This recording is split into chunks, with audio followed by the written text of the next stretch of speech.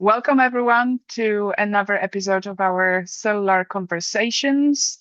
So, a webinar that is devoted to cells. If you're thinking Cellular Conversations refers to cellars and wine, you are in the wrong webinar. I always wanted to make that joke, sorry. So today we have two fantastic guests from Peter Doherty Institute. We have Saba and Oliver, and they will be talking about their exciting work with B cells. I always learn quite a lot about immunology when I come to Peter Doherty. I guess I will learn much more today. Just some housekeeping information. If you have any questions, feel free to pop it in the chat, or we will try to answer all of them in the end. So with that, I think Oliver, feel free to take us to your fantastic publication. Cool. You can see my screen, Marta? Yep. Just check that. Yeah. All right. Cool. All right. Just get this sorted. All right. Thank you everyone for joining us today. So yeah, I'm Ollie Skinner, postdoc at the Peter Doherty Institute, and myself and Saba, co-first authors on a paper that recently was published in Nature Immunology, which we're going to share some of that data today. Saba's going to present part of the story a bit later on in this presentation, and then I'll come back at the end of the talk. Okay. So we know that B cells and the antibodies they make are critical for protecting us against malaria infection. So this was first realized by clonal in 1961, where essentially if you take serum IgG from adults in malaria endemic regions and put them into kids in these endemic regions, it can confer protection. So this really highlighted that antibodies in the serum are really critical for protecting us against malaria infection. However, despite this knowledge and years of kind of advancements in antimalarials and even developments of vaccines, malaria still remains a global burden. And so antibodies are secreted by B cells, but B cells can have many diverse kind of responses and can form many different fates when they are activated. So this is kind of a very simplified schematic here, but you can see that upon activation, B cells can become memory B cells and short-lived plasmablasts, but they can also enter the germinal center where they undergo somatic hypermutation or affinity maturation, where their BCRs can kind of mutate and become and bind with high affinity to the cognate antigen. And so once exiting the germinal center, they can become high affinity antibody secreting plasma cells or memory B cells, or also atypical B cells. So you can appreciate there's many different fates that B cell can basically become. And so there's a lot of B cell diversity. So this has been highlighted before in the field, where the magnitude and the breadth of the antibody responses is kind of correlated to the amount of protection that you can get from malaria. And diversity is further contributed by antibody isotype. So each isotype here can confer different Fc-mediated effector functions. And so again, work particularly from Faith Ozier's group has found that the breadth of Fc-mediated effector functions correlates with clinical immunity to malaria. So all of this highlights to us that diversity is critical. B cell diversity is critical for protecting us against malaria. But it's not super clear how this diversity is generated.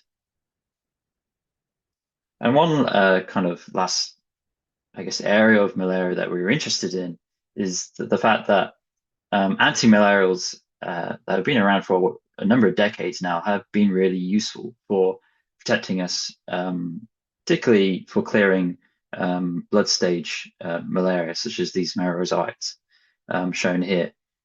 And so, if you don't have antimalarials, you can progress to blood stage malaria, which does mean you can create antibodies or have a humoral immune response. Antimalarials will work really well in most cases and reduce the number of merozoites in the blood stage.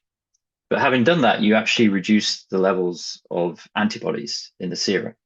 So therefore, upon a reinfection or a rechallenge, which a lot of people will get reinfections in malaria endemic regions, there's the thought that these people can be actually more susceptible to a reinfection in a process called rebound malaria.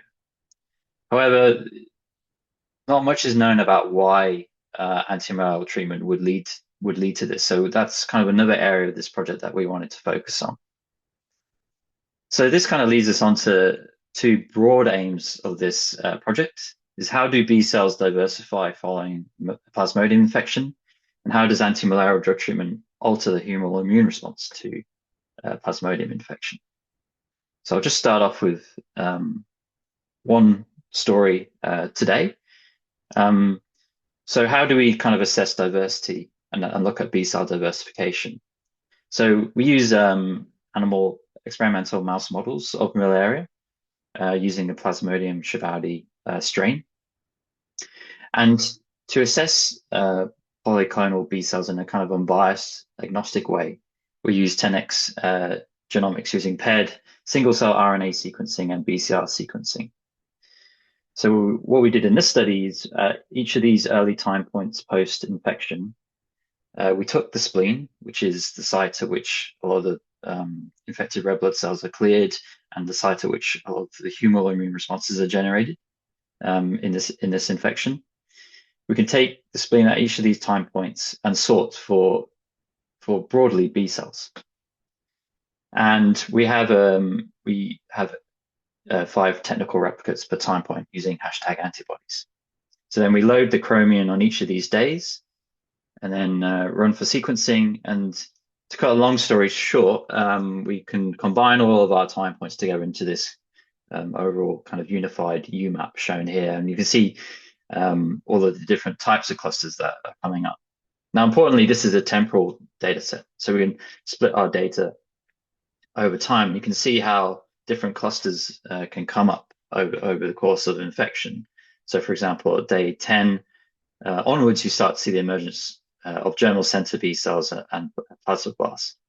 But one cluster that we were quite interested in to particularly look at how early diversification processes happen following malaria infection is as these activated B cells in red. And this is because they express markers such as MYC, CD83 and CD69, which are kind of known activation markers. So we wanted to look a bit more closely. We noticed that these activated B cells seem to transition into the germinal center cluster shown here.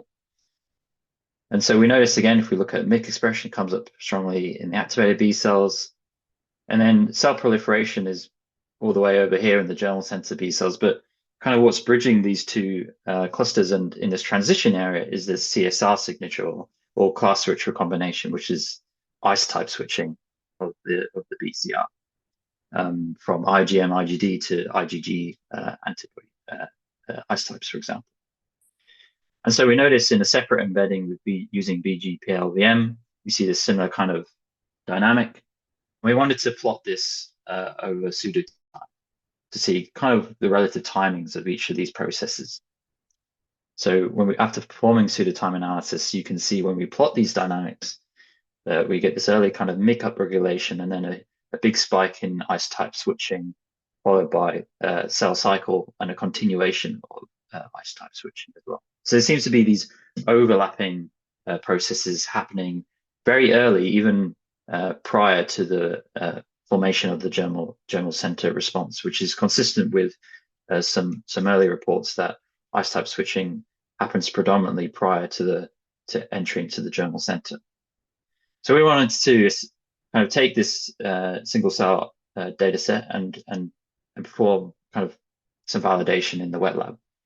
So we can use the CD83, CD69 markers that we saw in the single cell data. And you can see at day 4 post-infection, you can see these double positive B cells arising. compared to uninfected mice. You can take these activated B cells and you can assess a small proportion of them at this very early time point are starting to switch. So they start to increase expression of IgG2C, which is the predominant switched isotype in Plasmodium infection in this scenario. And then when you take these switched B cells, you can see that relative to the unswitched activated B cells, that they actually start to have higher expression of Ki67, a proliferative marker.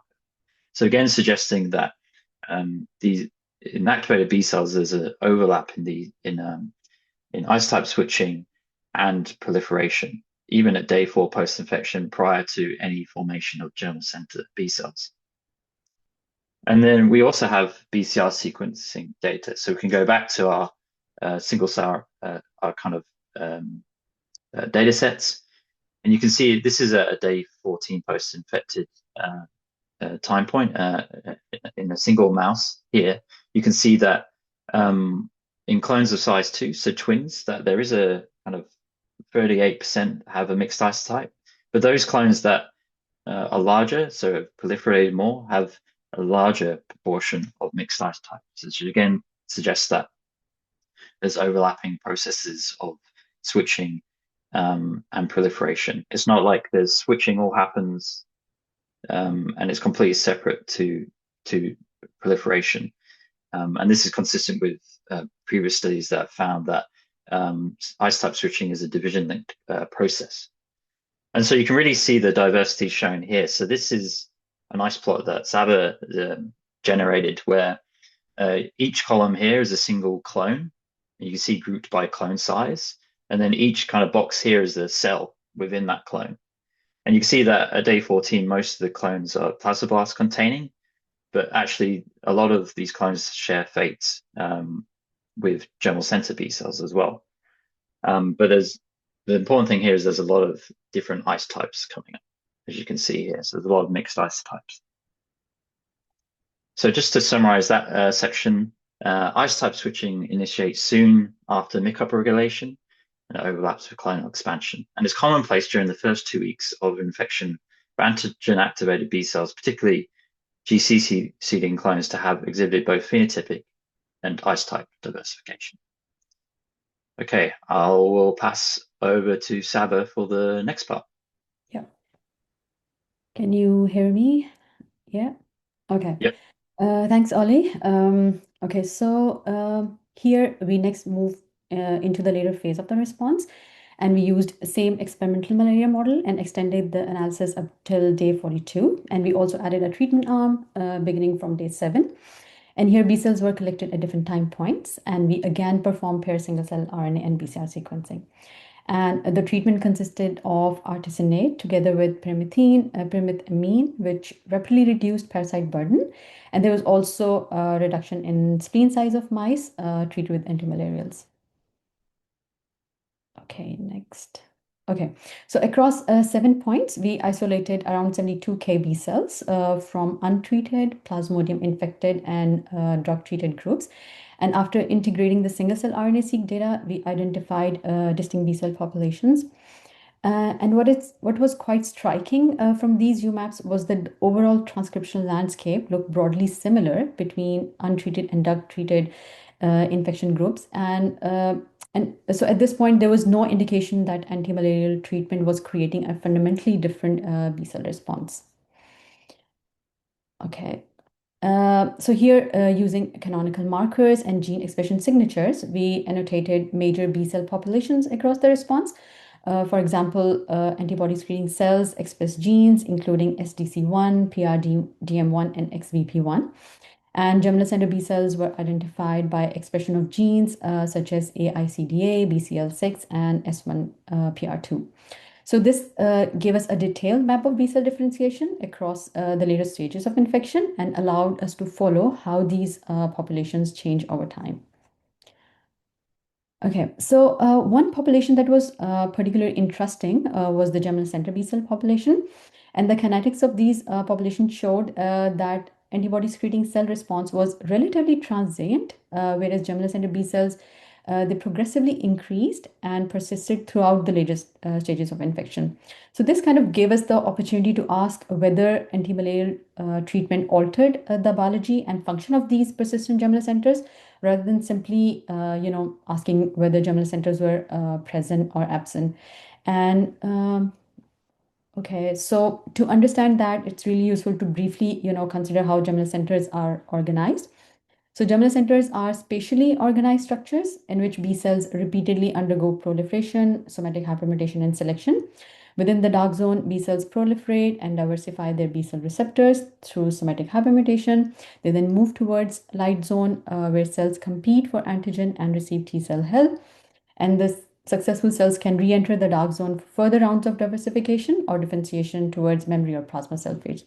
So if antimalarial treatment disrupts the germinal center response, we might expect to see changes in these different GC states. Okay, so we therefore subclustered the germinal center B cells and identified several expected GC states. These include light zone cells, proliferating and differentiating dark zone populations, mixed light zone or dark zone cells, and CCR6 positive memory B cell precursors. And importantly, the annotations, they were also supported by spatial transcriptomics, which localize the light zone and dark zone transcriptional states to adjacent microanatomical regions within splenic germinal centers. And you can see here that by around day 21, the relative frequencies of these different germinal center populations had largely stabilized, suggesting that GCs had reached a relatively stable population level equilibrium. We also analyzed whether drug treatment disturbed this equilibrium, and this gave us an interesting result. The antimalarial treatment clearly produced a quantitative reduction in the GC response, and this reduction was also supported by flow cytometry. However, when we looked within the germinal center compartment, like for example, looking at light zone and dark zone compartments, the relative composition of the light zone, dark zone, and memory precursor populations remained remarkably similar between untreated and treated groups. So we can say that treatment reduced the number of GCB cells, but had relatively little effect on the composition of GC itself. Okay, so next, to formally assess GC function, we quantified somatic hypermutations, and as expected, you can see that naive B cells, they contain very few mutations. And in contrast, GCB cell progressively accumulated mutations throughout infection. And the mutations, they accumulated at a remarkably constant rate at around 3.71 mutations per week in untreated infection and 3.79 mutations per week following antimalarial treatment. And another interesting feature of this panel to the right-hand side is the isotype diversity. We continue to see multiple switched isotypes, including IgG2C, 2B, G1, and G3 throughout the response and following drug treatment. And importantly, we also found a population which was IgM positive GCB cells, which is shown in red here, which generally harbor lower number of mutations. So once germinal centers are seeded, B cells continue to progressively diversify through a constant rate of somatic hypermutations while maintaining both switched and unswitched B cell populations over time. Okay, so here I'll just keep it short. By cloning selected BCRs, we found that several recombinant antibodies from both untreated and drug-treated groups showed strong binding with infected red blood cells relative to negative control. So even after antimalarial treatment, the GC response retains the capacity to generate highly mutated parasite-specific B cell receptors. And we also examined another potential output of germinal center response, which is the plasma cells differentiation. We identified a population expressing high levels of PRG2, which is a marker associated with splenic plasma cells. And we found that these PRG2 high cells had undergone isotype switching, and particularly from day 21 onwards, they contain relatively high number of BCR mutations, and these were still evident following drug treatment. And when we quantified this population over time, the frequency of PRG2 high pre-plasma cells appeared to decrease following antimalarial treatment. So this suggested that although GC function itself remained intact, the quantitative output from the GC might be reduced. For this, we observed a reduction in long-lived plasma cells found in plasma cell numbers in bone marrow following anti-malaria treatment. So here, if I summarize, it began to separate the two effects quite clearly. The remaining germinal centers are still capable of somatic hypermutation and differentiation, but fewer cells are ultimately emerging from that response. Consistent with the reduction in long-lived plasma cells, we also observed lower levels of circulating parasite-specific IgG following anti-malaria treatment. And the animals that had received anti-malaria treatment during the primary infection, they showed increased parasitemia following re-challenge. So although we saw that the treatment did not appear to impair the qualitative process of affinity maturation, it reduced the magnitude of the long-term humoral response, and consequently, it reduced protection against reinfection. Okay, so overall, to summarize this part of the story, together, this data suggested that quantitatively treatment reduces overall number of GCB cells and also reduces the downstream GC output, including memory and atypical B cells, plasma cells, and parasitic specific IgG. But qualitatively, GC subset composition, it remains stable. So clinically, our results suggest that rather than there being a fundamental defect in GC function during treatment, there may be an opportunity to boost the magnitude of humoral immunity alongside anti-malaria treatment, for example, through vaccination or monoclonal antibodies. And this really fit well with the clinical data it's shown here, that showing improved protection when seasonal malaria chemoprevention is combined with vaccination compared with intervention alone. Yeah, so I'll hand it over the next part to Ollie. Thank you, Saba.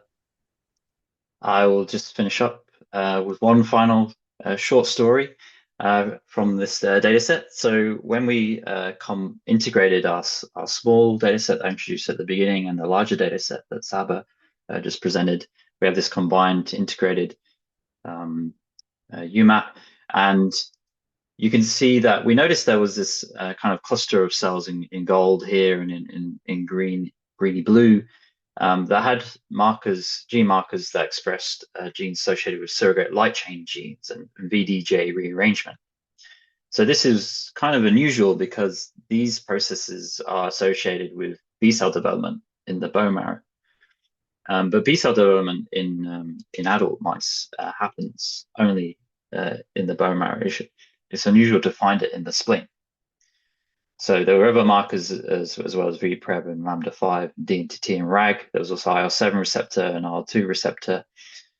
And we also performed a SCVI data integration with a publicly available bone marrow B cell data set. So these contain pro, pre, immature developing B cells. And we found that they closely overlapped with these clusters in gold and here. So after this integration and this kind of canonical gene marker annotation, we identified these clusters of the very kind of early pro-developing B cells, then cycling pre-B cells, and immature B cells. So these are developing B cells that haven't fully formed or have their BCR properly developed. And then they start to acquire kind of a IgM fully formed IgM BCR receptor as immature B cells, but as of yet don't actually have IgD. IgD kind of signifies B cell as being fully matured. Now, importantly, this is a temporal data set, so we could see how this dynamic kind of arises or changes over time. So in uninfected mice and even at day 10 post-infection, we don't see these cell types coming up in the spleen. But it's only from about day 14 onwards we start to see this process arising. So we start to see this in the very early stage of B cell development, these pro-B cells coming up here, and it's quantified below. And then at day 21, you start to see the pro-B cells start to subside, but then you see the next stage of B cell development coming up, these pre-B cells and immature B cells. And all the way up until day 42, you start to see the loss of these early pro and pre-B cells, but the persistence in the immature B cell population. And we see this process come up even in the presence of anti-malaria drug treatment. So we formally assessed this process back in the wet lab using flow cytometry. And you can use CD93 high, IgD low as a kind of a loose kind of marker of these developing B cells. And then within this, you can use IL-7 receptor expression as well as CD43 and CD24 to denote pro and pre B cells. And you can see in our Shibaldi system here that we reflect the time course seen in the single cell data set. So pro B cells come up at day 14 and then subside, and day 21 is pre and immatures. And we see the same with another Plasmodium strain, Uelii. We also see the same with Plasmodium berghei with drug treatment. And we also wanted to formally assess, well, where are these developing B cells occurring in the spleen? So we have these spatial transcriptomic data sets using Genomics, but we can leverage our single cell RNA sequencing reference data sets to see where these different cell types are in the spleen.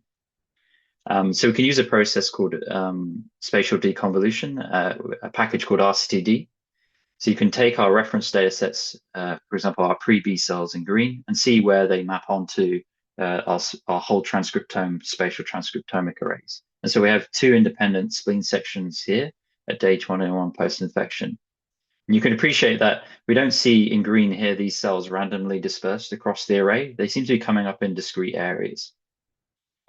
And using a publicly available data set from Yannick Alexandre a study in Science Immunology, where they looked at splenic stromal cells in naive mice. We wanted to assess, we know that splenic stromal cells are important for recruiting different immune cells to their correct location in the spleen.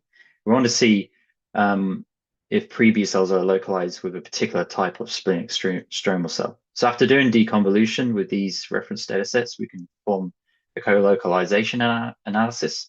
And we can see that these pre-B cells at day 21 post-infection strongly co-localize with white pulp reticular cells, such as T cell zone like reticular cells and marginal reticular cells. So we're actively kind of following that up in the wet lab now. So just to summarize that small kind of story there at the end, we find through single cell RNA sequencing a dynamic transient process of emergency B cell development occurring, where B cell development, I didn't quite show this, but the B cell development shuts down in the bone marrow soon after Plasmodium infection, but it's taken up in the spleen. And we've also shown in our paper that these developing B cells for adoptive transfer experiments can fully mature and develop into mature B cells. And we're at the moment determining whether these mature B cells that derive from splenic B cell development actually, what's their relative contribution to generating humoral immunity to Plasmodium, and if their B cell development might be different to what it's like in the bone marrow. So finally, just to kind of finish up our talk today, we wanted to highlight that all of our single cell RNA sequencing, BCR sequencing, and spatial data sets that accompany this paper are available in this graphical user interface. So just highlighting here that you can look at any cell type of interest or gene, look at relative somatic hypermutation in the cell types and isotypes. And then we also have our spatial transcriptomics data available. You can look at any cell type of interest that we have in the data set, where it comes up in these two independent spleen sections. And you can also type in or search for any gene of interest and see where it's expressed in the spatial arrays relative to each of the cell types. So for example, MKI67 comes up strongly in germinal center B cells. So I encourage you to please check that out. You can find a link to that GUI through this QR code here, which will take you to our paper that was recently published. So yeah, I just like to quickly just acknowledge Saba's work in this project, obviously, as well as our supervisor, Ashak, everyone else in our lab, particularly Marcella, who did a lot of the 10x capture experiments for this, which was a real massive effort on her part, and all the other authors that are part of this study, and all the facility and platforms at the University of Melbourne. So yeah, happy to take any questions. Thanks, Oliver. Thanks, Saba. That was really, really interesting. I learned today that B cells, again, are so complicated that if I was a part of the immune systems and if I was a B cell, I would definitely be a naive one. This is what I learned today. So we have some questions. We have 3 questions so far, all of them from Liam. And I know Liam also loves to ask them himself. So Liam, if you want, I can read them, but feel free to actually ask them yourself. I just gave you permission to speak. Yep, sure. Thanks, Marta. And yeah, great stuff, Ollie, as always. Yeah, so I guess my first question is about the first part of the story, or the first story. Yep. So yeah, like really cool seeing the pseudotime trajectory stuff and the confirmation of Corolla's class switching stuff. But have you also done or applied that work to the plasmablasts from the activated B cells? And do you see much like divergence or overlap between the clones that kind of go down this plasmablast fate versus GC entry in the malaria model? Yeah, so in our single cell data, we did these time points to quite close together to try and capture transitions. Mm-hmm. The data that we had here, unfortunately, we weren't able to see a similar transition of activated to plasmablasts. It was a very quick. I think we missed that kind of time point that would have that transition. I think that's actually really interesting. I think that kind of might have been what I would have hypothesized, because what that kind of implies is perhaps they're just going immediately into this T-independent driven response and probably That's right. responding to these like repetitive epitopes and stuff, whereas you've now captured the kind of more interesting T-dependent but slower stuff. So no, yeah, that's really cool. Yeah. Do you see kind of any of the dysfunction that we know that is malaria is famous for in your stuff? Yeah, so I would say the mouse models of malaria are really useful because they're actually, well, you could look at it in 2 ways. Rodent malaria produces sometimes quite strong and good antibody-mediated kind of immunity to malaria, right? But that it doesn't always accurately reflect the complexity that we see in human malaria. And also, it can be a bit hard to tell. I think you mentioned in your question here. It'd be good to compare to like a model antigen vaccination or immunization strategy. We don't really have anything to compare to in this study, right? Gotcha. So it's hard to determine the relative effects of malaria on kind of expected general center responses. Fair enough. Yeah. And I guess my last question was also just want to say Saba's stuff was really cool. Just that's my only comment on that. So the spatial sequencing stuff is I think a fantastic addition to the development story. So yeah, really interesting to see them clustering like that. Have you looked into the chemokine receptors and ligands that are sort of driving that clustering? Yes, good question. So we know from B cell development in the bone marrow, there's known chemokines or signals that are important for supporting development in the bone marrow. So 2 of those kind of key markers is CXCL12 and IL-7. And so receptors for those are CXCR4 and IL-7 receptor. CXCR4 does come up in these pro and pre B cells, as well as highlighted a lot IL-7 receptor. That comes up as well. And we know that looking a bit further into Yannick's data set, he also has a graphical user interface that accompanies his paper. And you can look for, basically, I looked for IL-7 and CXCL12 expression on splenic stromal cells. And you can see that these TRCs, TBRCs, and MRCs that we showed are strongly co-localized with these pre-B cells. They express both high expressions of IL-7 and CXCL12. Interesting. And so is that upregulated over time, or was that already like a basal expression? That study was done kind of naive basal. we have another PhD student in the lab, Ashlyn Kerr.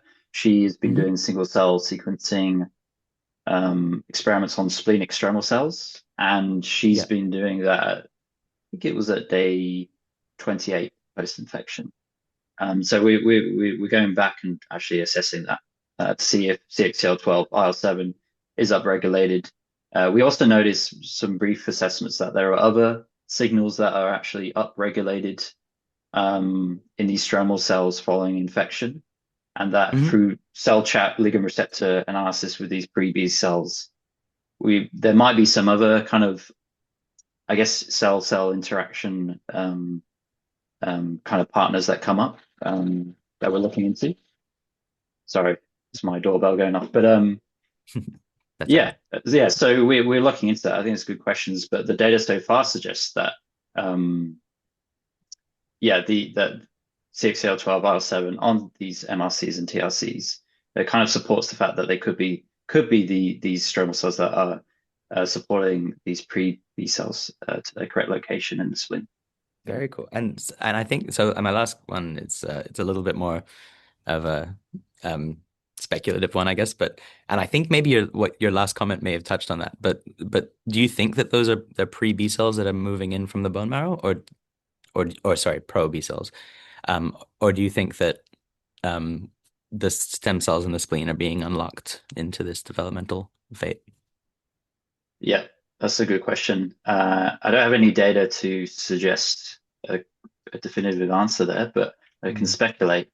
And I know that there are some studies to suggest that, stem cells or progenitor cells in the spleen can kind of get activated.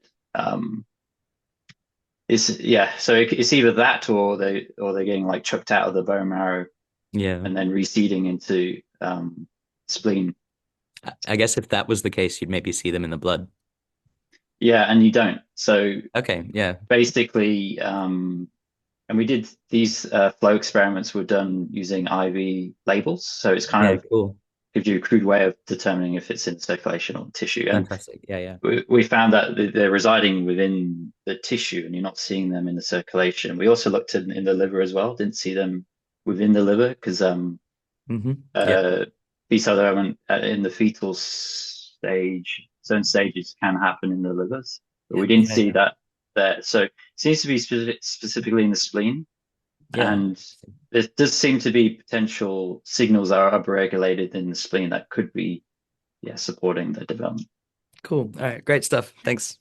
Thanks, Liam. So just quickly from me, following up, just still, if you want to ask any questions, we still have a minute or two. In the meantime, I will just actually came up with this question. So did you do this single cell on the bone marrow as well in the study, or did you just focus on the spleen?